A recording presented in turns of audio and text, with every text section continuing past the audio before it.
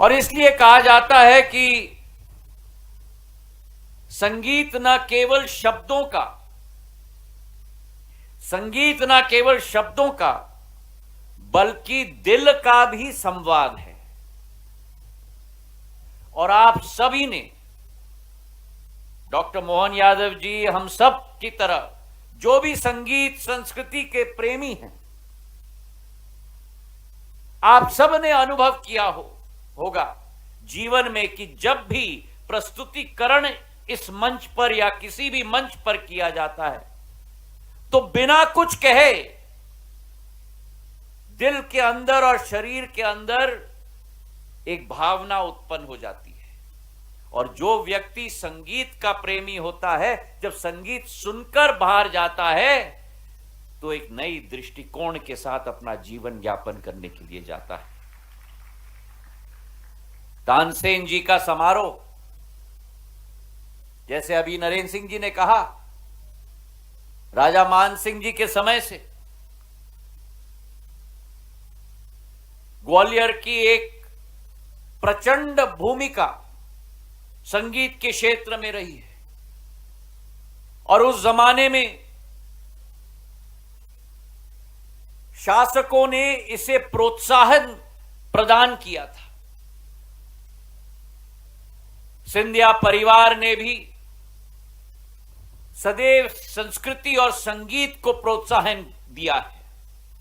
और ये तानसेन का समारोह भी मैं आज गर्व भी महसूस करता हूं, क्योंकि मेरे पूर्वज, मेरे पूज्य पिताजी के दादा माधव महाराज प्रथम ने 1924 में शुरुआत की थी। जीवन में उनकी भी सोच और विचारधारा थी कि योद्धा युद्ध में जाता है, हमारा व्यापारी व्यापार करता है, समाज सेवक समाज सेवा करता है, लेकिन अगर एक चीज सभी को जोड़ता है तो वो संगीत दिल दिल को जाकर जोड़ता है। और ये तो संगीत सम्राट तानसेन जी की नगरी है। वो संगीत सम्राट जो जहां एक तरफ मुख्यमंत्री जी ने, नरेंद्र सिंह जी ने, धर्मेंद्र जी ने, सिलावट जी ने, भारत सिंह जी ने जाके दीप प्रज्वलित किया, पर संगीत सम्राट तानसेन जी ने तो राग दीपक से अपनी आवाज से दीप प्रज्वलित कर दी थी।